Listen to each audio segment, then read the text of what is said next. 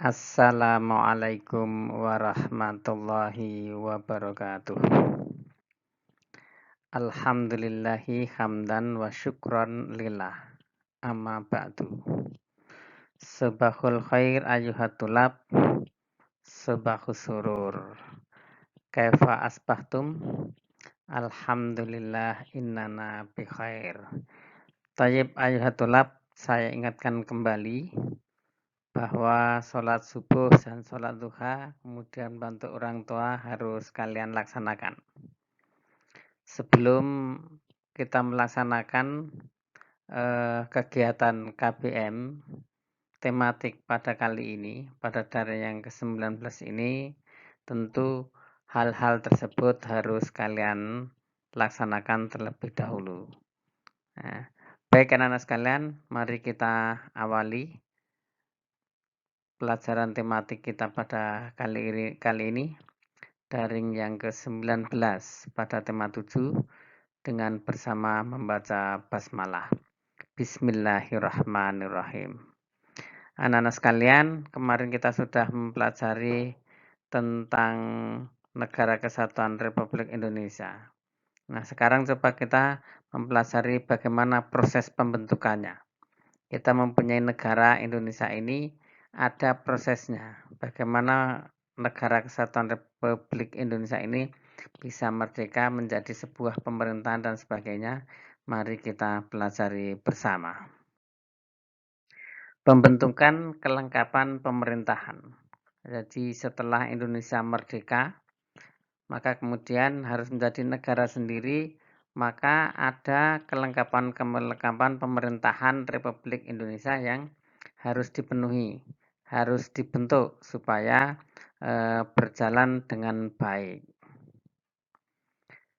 PPKI itu mengadakan sidang yang pertama pada tanggal 18 Agustus tahun 45 di Gedung Kesenian Jakarta. Nah, sidang ini dipimpin oleh Insinyur Soekarno dan Dr. Andes Muhammad Hatta, di mana Soekarno dan Hatta pada hari sebelumnya menjadi seorang proklamator. Nah, dari satu hari sebelum sidang PPKI ini, beliau berdua menjadi proklamator kemerdekaan Republik Indonesia. Nah, kemudian di dalam sidang PPKI ini diikuti oleh 27 orang, yang itu akan menentukan arah bangsa Indonesia, arah negara Republik Indonesia. Apa hasilnya? Hasil keputusan sidang PPKI yang pertama itu adalah yang pertama mengesahkan Undang-Undang Dasar 1945. Sebagaimana yang kalian sudah punya bukunya. Dulu sudah kalian sudah saya minta untuk membeli buku Undang-Undang Dasar 45 itu. Ini harus kalian punya. Nah, kemudian yang kedua, itu memilih Insinyur Soekarno sebagai Presiden RI dan memilih Muhammad Hatta itu sebagai Wakil Presiden Republik Indonesia. Jadi PPKI menetapkan Soekarno dan Hatta menjadi Presiden pertama kali dan Muhammad Hatta sebagai Wakil Presiden yang pertama kali pula. Kemudian yang ketiga, bahwa tugas Presiden sementara waktu dibantu oleh Komite Nasional. Nah, Komite Nasional ini membantu tugas-tugas Presiden supaya perjalanan pemerintahan itu menjadi lebih lengkap, menjadi lancar, menjadi aman dan terkendali begitu. Ini Komite Nasional namanya. Nah, PPKI melaksanakan sidang yang kedua itu tanggal 19 Agustus 45. Sehari setelah menentukan keputusan 3 hal tersebut, kemudian melaksanakan sidang yang berikutnya, yakni sidang yang kedua. Apa hasilnya? Nah, keputusannya adalah sebagai berikut. Yang pertama, menetapkan 12 kementerian yang akan membantu tugas Presiden di dalam pemerintahan. Kemudian yang kedua, membagi wilayah Republik Indonesia ini menjadi 8 provinsi. Jadi dulu di tahun 45 atau awalnya negara Indonesia ini hanya ada 8 provinsi. Mana saja itu? Yang pertama Provinsi Sumatera, yang kedua Provinsi Jawa Barat, yang ketiga Provinsi Jawa Tengah, yang keempat Provinsi Jawa Timur, yang kelima Provinsi Sunda Kecil, yang keenam Provinsi Maluku, yang ketujuh Provinsi Sulawesi, dan yang kedelapan adalah Provinsi Kalimantan. Nah, dalam seiring perjalanan waktu, provinsi-provinsi ini kemudian mengalami pemekaran-pemekaran hingga sampai saat ini terdapat 34 provinsi di Indonesia. Dulu hanya 8. Kemudian yang berikutnya adalah pembentukan Komite Nasional Indonesia. Nah, kemudian setelah tadi dibentuk 12 kementerian dan membagi 8 wilayah provinsi, kemudian ada pembentukan Komite Nasional. Nah, PPKI kembali mengadakan sidang itu tanggal 22 Agustus 45 dengan agenda pokoknya itu membentuk Komite Nasional dan Badan Keamanan Rakyat. Di mana Komite Nasional itu akan membantu Presiden. Komite Nasional itu dulu, sekarang namanya menjadi DPR. DPR kalau kita lihat sekarang ada Dewan Perwakilan Rakyat, itu dulu namanya Komite Nasional. Dulu ada namanya Badan Keamanan Rakyat, sekarang masih enggak. Sekarang sudah berubah namanya menjadi Tentara Republik Indonesia, menjadi TNI. Itu dulu awalnya adalah Badan Keamanan Rakyat. Nah, kemudian Komite Nasional itu dibentuk di seluruh wilayah Indonesia dan berpusat di Jakarta. Jadi Komite Nasional itu atau yang sekarang dikenal dengan DPR itu juga dibentuk di provinsi-provinsi. Nah, setiap provinsi mempunyai Komite Nasional di tingkat daerah yang sekarang kita kenal dengan nama DPRD tingkat provinsi. Itu dulu namanya Komite Nasional. Nah, tujuan Komite Nasional dan Badan Keamanan Rakyat ini sebagai penjelmaan tujuan dan cita-cita bangsa Indonesia untuk menyelenggarakan kemerdekaan Indonesia yang berdasarkan kedaulatan rakyat.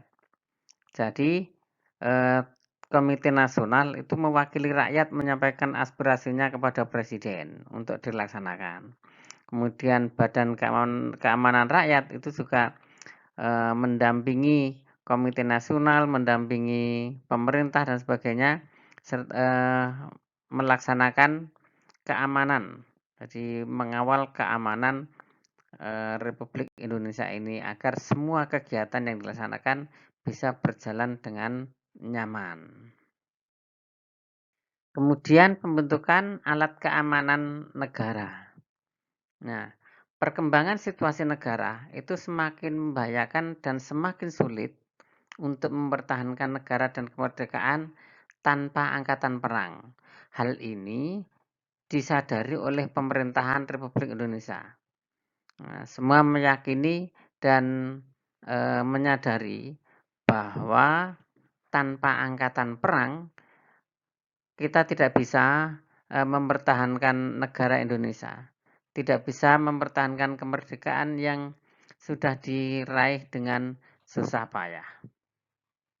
Nah, pemerintah memanggil pensiunan Mayor KNIL Urip Sumarso dari Yogyakarta itu untuk datang ke Jakarta. Nah, untuk apa? Beliau dipanggil ke sana kemudian diberikan tugas oleh negara untuk membentuk tentara kebangsaan. Yang tadi sudah ada Badan Keamanan Rakyat itu. Nah, itu diteruskan menjadi sebuah tentara kebangsaan. Nah, dengan maklumat pemerintah, pada tanggal 5 Oktober 1945, terbentuklah sebuah organisasi tentara yang bernama Tentara Keamanan Rakyat atau dikenal dengan TKR. Nah, TKR itu dulu, nah sekarang menjadi Angkatan Bersenjata Republik Indonesia atau ABRI. Nah, kemudian pada tanggal 5 Oktober inilah diperingati sebagai Hari ABRI. Pembentukan lembaga pemerintah di tingkat daerah. Nah, bentuk pemerintahan daerah di Indonesia itu diatur dalam Undang-Undang Dasar 1945 pasal 18. Nah, berdasarkan pada pasal tersebut, daerah Indonesia itu dibagi ke dalam daerah provinsi. Nah, tadi di awalnya sudah disebut dengan 8 provinsi. Nah, kemudian daerah provinsi ini dibagi lagi ke dalam daerah yang lebih kecil. Skopnya yang lebih kecil dari provinsi, yakni yang sekarang kita kenal dengan nama kabupaten. Nah, jadi setiap provinsi mempunyai kabupaten. Contohlah di Jawa Tengah, itu ada berapa kabupaten coba? Nah, di provinsi kita, Provinsi Jawa Tengah ini ada 35 kabupaten dan kota. Nah, seperti itu. Nah, sesuai keputusan PPKI, Presiden itu dibantu oleh Komite Nasional. Maka gubernur di provinsi juga dibantu oleh Komite Nasional di tingkat daerah. Nah, Komite Nasional di daerah provinsi ini akan berfungsi sebagai Dewan Perwakilan Rakyat Daerah sebelum dilaksanakannya. Nah, kemudian bagaimana kita harus menghargai jasa pahlawan? Nah, sekalian, para pahlawan sudah memperjuangkan bangsa Indonesia ini untuk menjadi merdeka. Sebuah pepatah mengatakan bahwa bangsa yang besar adalah bangsa yang bisa menghargai jasa para pahlawan. Nah, ini sangat tepat untuk kita pelajari bersama. Pahlawan itu sudah berjuang dan mengorbankan harta, benda, jiwa, bahkan nyawanya hanya untuk meraih kemerdekaan bangsa Indonesia ini. Semua dikorbankan, itulah sosok pahlawan. Maka tugas kalian sekarang adalah meneruskan cita-cita para pahlawan. Supaya cita-cita para pahlawan yang telah mendahului kita, yang telah berjuang habis-habisan, telah mengorbankan harta benda jiwa dan nyawanya, itu bisa tercapai terus-menerus. Maka tugas kalian ke depan adalah meneruskan cita-cita para pahlawan bangsa. Nah, lalu apa kewajibannya? Kewajiban kalian adalah bahwa kalian harus menjadi pahlawan pembangunan untuk mewujudkan bangsa Indonesia yang sejahtera, aman, damai, tertib, tentram, dan bahagia. Inilah arti menghargai jasa para pahlawan. Jadi dengan kalian menjadi pahlawan pembangunan, berarti kalian juga akan mampu menghargai jasa para pahlawan yang sudah mendahului kita. Nah, nilai-nilai kepahlawanan yang harus kita ambil adalah bahwa para pahlawan itu rela berkorban dan berjiwa besar. Apa maksudnya? Nah, rela berkorban itu lebih mementingkan kepada kepentingan bersama daripada kepentingan pribadi. Ini namanya rela berkorban. Nah, di dalam bermasyarakat, di dalam berkeluarga, kalian juga harus seperti itu. Harus rela berkorban untuk mementingkan kepentingan bersama. Misalnya di dalam keluarga ya, di dalam kepentingan keluarga itu. Jangan hanya kepentingan masing-masing diri kalian masing-masing. Berjiwa besar artinya adalah sikap mau menerima segala yang terjadi dengan penuh kesabaran dan keikhlasan. Jadi apapun yang ada, karena sudah dikorbankan dengan sepenuh hati, maka kemudian yang terjadi itu harus kita terima apa adanya. Harus diterima dengan sabar dan ikhlas. Nah, anak-anak sekalian, itu tadi proses pembentukan Negara Kesatuan Republik Indonesia. Nah, sebagai feedbacknya, coba kalian kerjakan pada halaman 115 di buku tema 7. Dan yang kedua, tulislah bunyi pasal 18 UUD 1945.